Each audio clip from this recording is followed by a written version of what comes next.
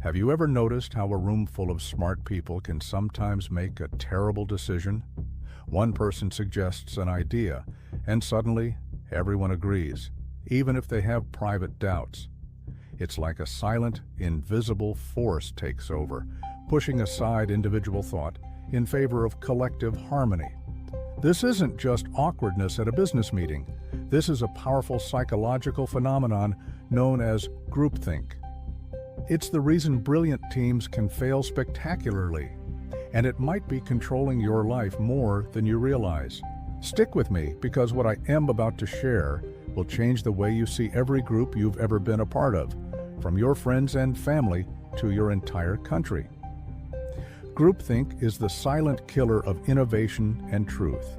It's a mode of thinking that people engage in when they are deeply involved in a cohesive in-group. When the members' desire for unanimity overrides their motivation to realistically appraise alternative courses of action. In simpler terms, it's when the pressure to fit in becomes so strong that it silences dissent and critical thinking. Imagine a ship's crew sailing directly towards an iceberg. Several crew members see the danger, but the captain is confident, and no one wants to be the one to challenge his authority or disrupt the calm atmosphere, so they stay silent. The ship hits the iceberg. This isn't just a metaphor, it's the story of countless historical disasters, from military blunders to corporate collapses. The desire to belong is one of the most fundamental human drives. Our ancestors survived by sticking together in tribes. Being part of a group meant safety, resources, and a shared identity. Being cast out, on the other hand, was a death sentence. This ancient fear of isolation is hardwired into our brains. We crave the psychological comfort of belonging, the warmth of being accepted and understood. This is why we nod along in meetings, laugh at jokes we don't find funny, and adopt the opinions of our social circle. The terror of being the odd one out, of being ostracized, is a powerful motivator. It's a primal fear that can make us betray our own judgment, our own values, and even our own perception of reality. We trade our individual power for the security of the herd, often without even realizing we've made the deal. This deep-seated need for belonging is a tool that can be easily exploited. Cunning leaders, whether in politics, business, or even small social groups, understand this instinctively. They create an environment where loyalty is prized above all else. They foster an us versus them mentality, where the group is portrayed as righteous and noble, and outsiders are depicted as misguided, evil, or threatening. By doing this, they bind the group together through a shared identity and a common enemy. Dissent is no longer just a difference of opinion. It's framed as betrayal.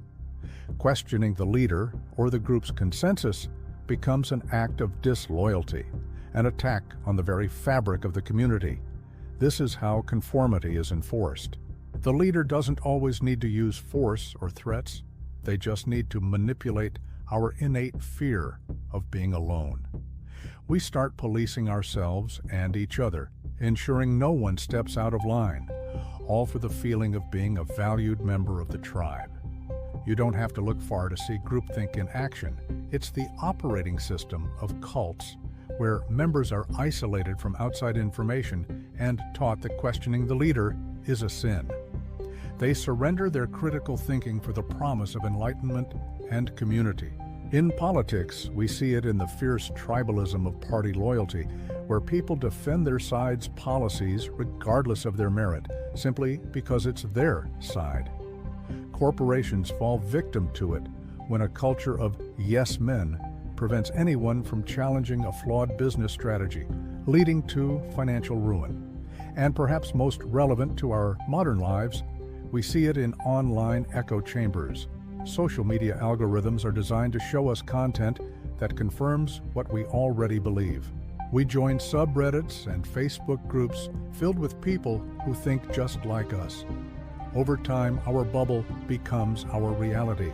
We are shielded from opposing viewpoints, and the group's opinion is amplified until it feels like the absolute, undeniable truth. Any information that contradicts the group's narrative is dismissed as fake news or propaganda. We become so entrenched in our digital tribes that we lose the ability to empathize with or even understand anyone on the outside. Now here comes the twist, the part that might make you uncomfortable. You might be listening to this and thinking, this doesn't apply to me. I'm a rebel. I'm a freethinker. I'm not a sheep.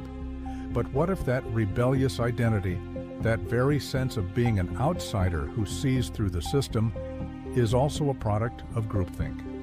What if your non-conformity is just a different kind of conformity? Think about the archetypes we see in culture: the punk rocker, the edgy artist, the anti-corporate activist. These identities come with their own sets of rules, their own uniforms, their own approved ways of thinking and talking. They are pre-packaged personas, often created and marketed by the very systems they claim to oppose. You buy the ripped jeans, listen to the approved underground music, and adopt the cynical worldview, all to signal that you belong to the rebel group. You've simply traded one herd for another. The belief that you are immune to groupthink can be the most dangerous form of groupthink itself.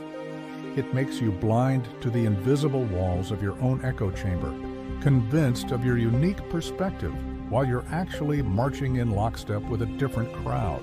So how do we break free? How do we reclaim our individual power from the clutches of the collective? The first step is awareness. It's about consciously recognizing the pull of groupthink in your daily life. The next time you're in a group setting, pay attention. When you feel the urge to agree just to keep the peace, pause. Ask yourself, do I truly believe this, or am I just trying to fit in? Courage is the next ingredient. It takes real bravery to be the lone voice of dissent, to ask the uncomfortable question, to say, I'm not so sure about this.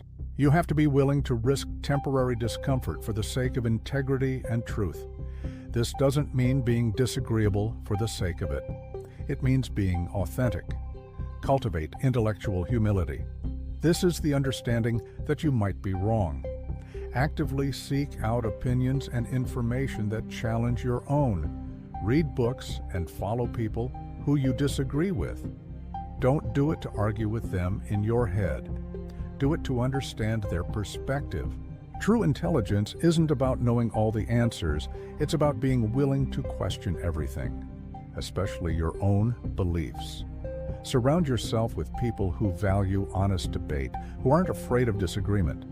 Build a personal board of advisors, friends or mentors, who you know will challenge you and give you their honest opinion, even when it's hard to hear.